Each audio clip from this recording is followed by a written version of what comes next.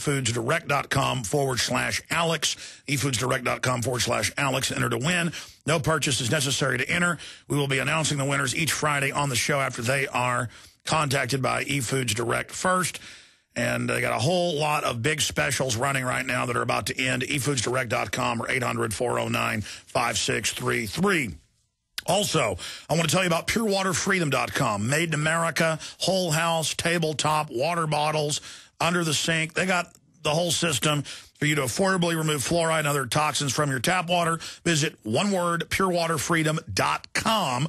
They have a full line of household filters, as I said, a whole variety of them. The reverse osmosis systems will filter radioactive isotopes that they admit are building up all over the U.S. from Fukushima and the big fires at Los Alamos. And I said their filters are made in the USA. Infowars.com to find their banner, or go to purewaterfreedom.com today to take control of your food and water supply. Again, both those sponsors, efoodsdirect.com for food, purewaterfreedom.com for water. And lastly, or another way to really take control, is backyard food production. When crisis hits and food is scarce, you want to have the tools to protect the ones you love. Marjorie Wildcraft is a nationally recognized expert in backyard food production.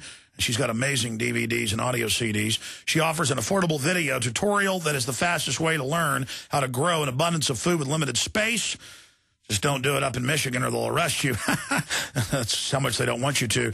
Take the first step in getting off the grid today. Go to backyardfoodproduction.com. That's backyardfoodproduction.com. This video will supply you with a step-by-step reference that could save your life. Go to backyardfoodproduction.com and learn the essential tools needed to be in charge of your food supply production. To check out the video, go to backyardfoodproduction.com or see their banner on Infowars.com. That's backyardfoodproduction.com.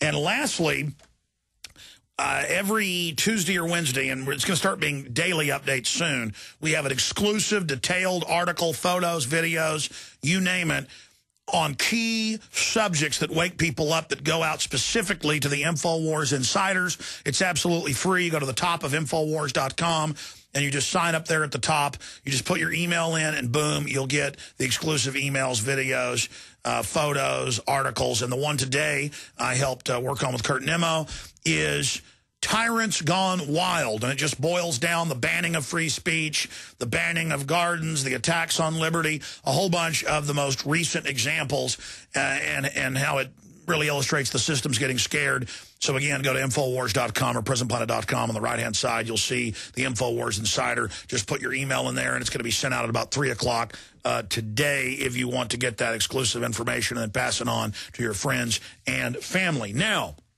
for the balance of the hour, my friends, we are joined by a couple of great researchers, and I wanted to get both of their perspectives on what's happening over in the UK right now, because this could bring down the UK Prime Minister with major geopolitical ramifications.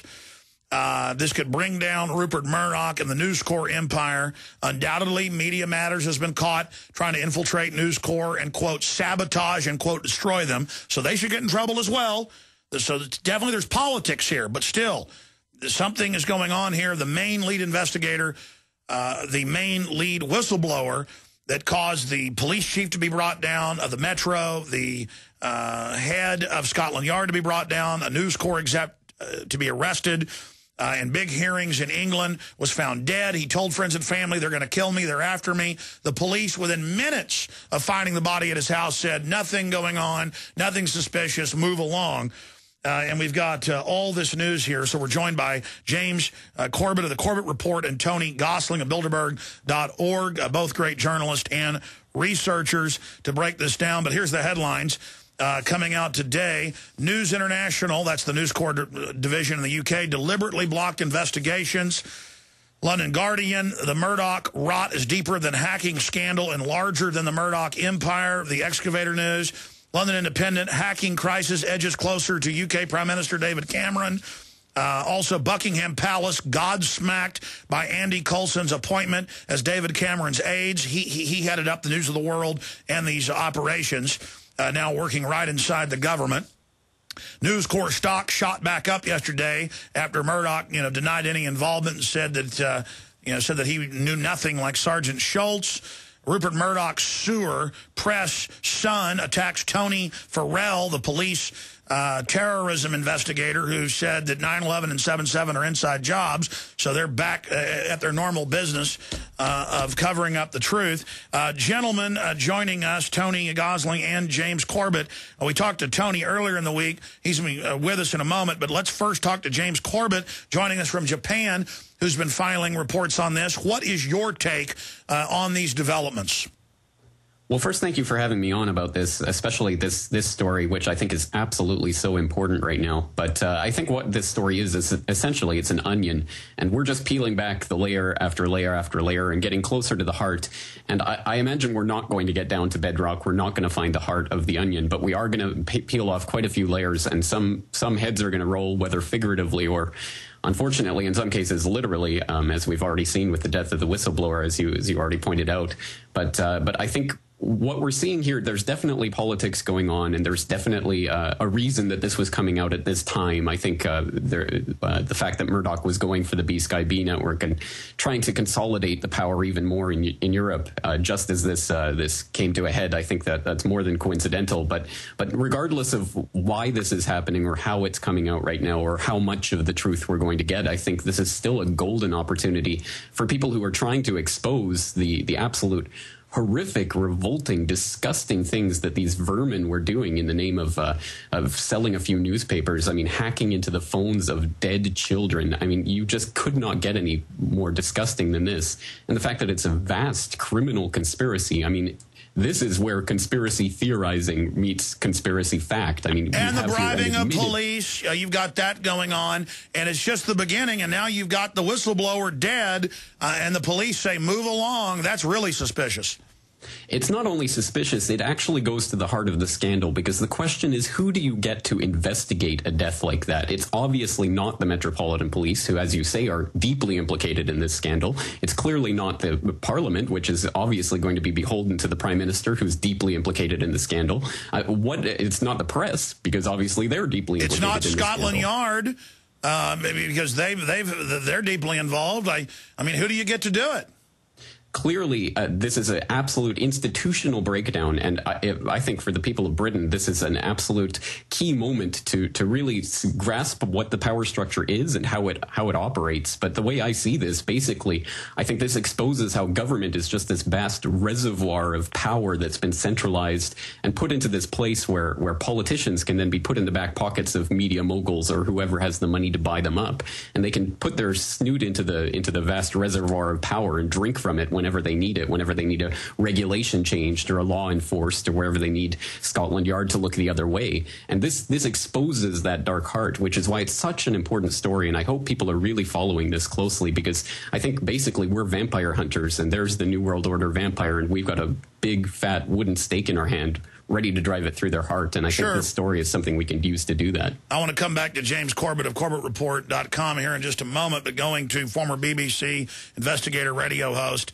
and Bilderberg sleuth, Tony Gosling. Tony, looking at this, clearly the old BBC order is in trouble. Clearly, Murdoch was consolidating power and his political minions, so there's a power struggle going on here. But you add this death to this. I mean, who would stand to gain by the investigator dying? They admit that this could bring down the Prime Minister. What can you tell us about your intel, being there in England, and all your media sources, about the mysterious death of the whistleblower, who we know told his neighbors that they're coming to get me? I'm hiding in my house with the lights off. And then he's found dead, and the police within 20 minutes say, move along, not suspicious, and don't give us any details. What do you know about Mr. Hoare? Yeah, Sean Hoare. He was a kind of old traditional style Fleet Street journalist, someone who'd been working on tabloid papers for many years, from before the Murdoch era. So he was kind of an interesting character, because he was quite an honest guy, and he obviously didn't like the kind of work that they were putting him to. Thankfully, BBC Panorama interviewed him before he died, so we've got all of his information on record. But of course, that doesn't mean to say you can stand up in court now and testify against Andy Coulson, and it seems quite clear that the guy's been assassinated. It's Bedfordshire Police that will investigate it, and of course they've already come out with some statement from their PR department saying that there's nothing suspicious here. And it's a bit weird, Alex, because the last time I was talking to you earlier in the week, the police were stood over Sean Holl's body, scratching their heads and wondering what was going on. It was just literally, just the story broke just literally after I was speaking to you.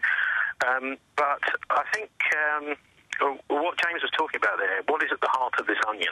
I think what we've got here is becoming clearer and clearer that the links between these three major institutions, that is Downing Street and News International and also the Scotland Yard, are Masonic links. This is one of the things that's come out in many little bits and pieces of books over the years. Yeah, no, I mean, it's the Masonic Mafia. That's been big national news in England, for those that don't know, that you can't become a judge or a high-level barrister or even get a job now if you're not a Mason, and that's a form of discrimination. And you're saying there's that nexus point between the head of News of the World going to work for Cameron and the police. Please continue. Yeah, so I think it's becoming pretty clear. It even came out in the Guardian article about 3 weeks ago that one of the characters involved in this affair from News International had been going around.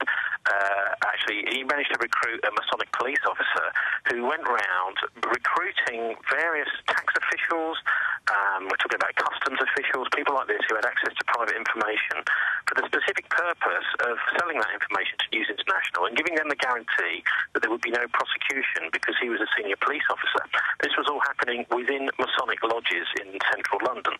So that's actually exposed. And it was fascinating to hear Simon Hughes, the chairman of the Liberal Democrat Party, on Newsnight, which is the BBC's main news programme in the evenings here, last week, actually saying we have to make sure that whoever's in charge of this judicial inquiry into phone hacking, because of the horrific nature of, the hacking into phones of dead soldiers and this kind of thing, and this is what's upset the establishment so much in Britain, and we have to make sure that this is not a Freemason. And this was actually said on national television on the main news programme. So it's not just me saying this. This is the highest echelons of the Liberal Democrat Party making it quite clear that they want to make sure that there is no suspicion that the judge in charge of this judicial inquiry into phone hacking is in any way connected through some sort of secret society with some of the main players involved. And this kind of thing has come out really simply through looking at interesting connections between individuals,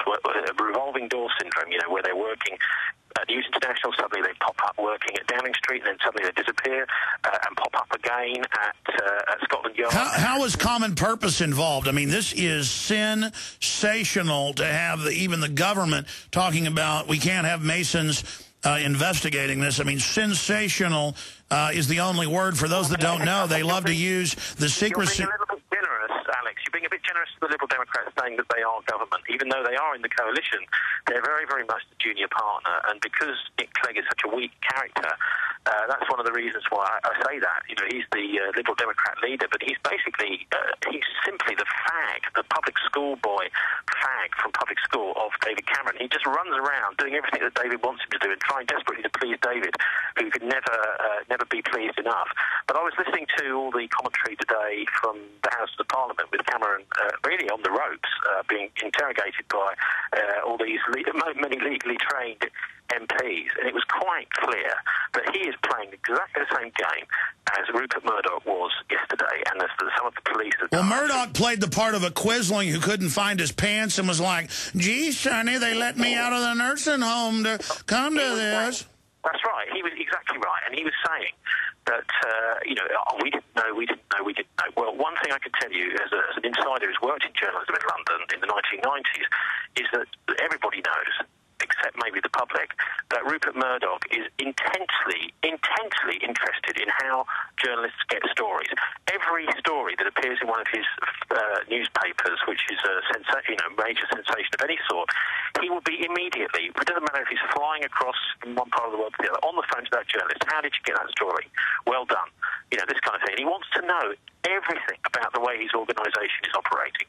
So for him to stand there, or actually sit down at the Culture Media Sports Select Committee yesterday and say, I didn't know, and none of this is all a big surprise to me. Well, here's the issue. I want to go back to Corbett for a minute and then back to you, but going to James Corbett, I mean, more and more this is looking like it could bring down the Cameron government. But then what do we get from that? And how will this affect News International and News Corps and other divisions around the world, James?